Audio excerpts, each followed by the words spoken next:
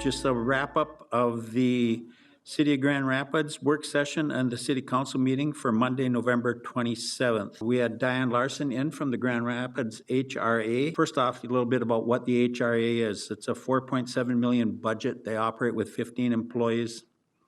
There are 154 HRAs in Minnesota, and they focus in three key areas: as a landlord, a developer, a redeveloper, and a partner. The County HRA has 392 units under their management, and it specializes in subsidized market income and moderate income housing for people in Grand Rapids area. Some of the places that you might be familiar with: Aurora Heights and Beacon Hill, two of the newer ones in Grand Rapids.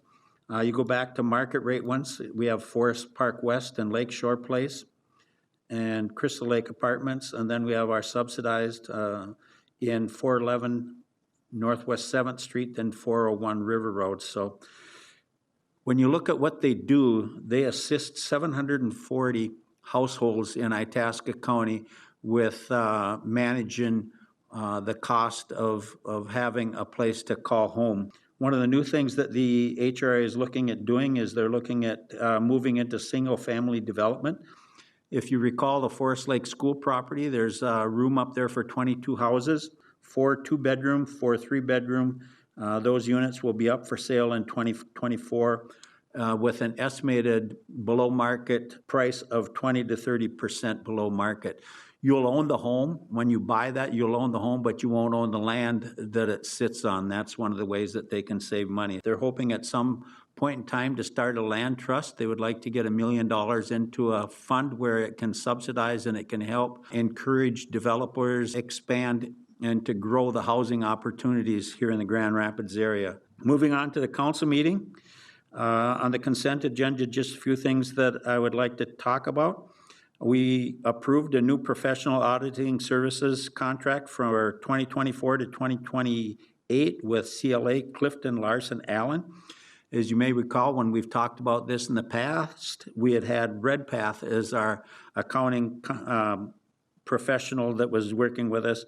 What we're doing now with CLA Clifton Larson Allen is we're hoping to move closer and closer to having a clean audit at the end of the auditing service through Clifton Larson Anderson that we were not able to get with Redpath.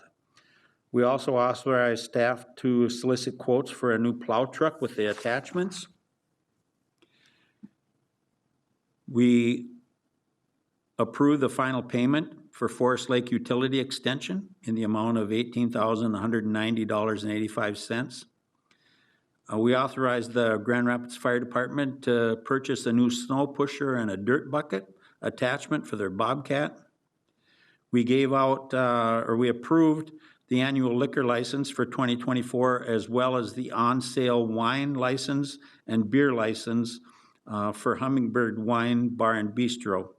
Under the regular agenda, two things that came up there. We created an eligibility list for firefighter trainee, and we appointed 2 applicants, Zachary Morris and Jack Hoover, as trainees with the fire department on their roster. And on the other end of it, for hospital security at Grand Itasca, we approved Marvin Anderson to the full-time position, and we created posting for part-time Ethan Haybloom and Siri Geisler. So with that short council meeting, you had a lot of stuff accomplished, and just wanted to remind folks out there that December 4th is our Truth in Taxation.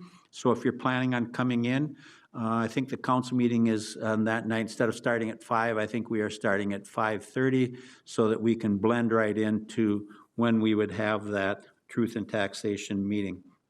With that, have a good couple of weeks, or that's the first actually, so it'll only be 1 week in between. So we look forward to seeing folks if they have issues around the Truth in Taxation. Please come in. Happy to hear from you. With that, we were adjourned. Thanks, everyone.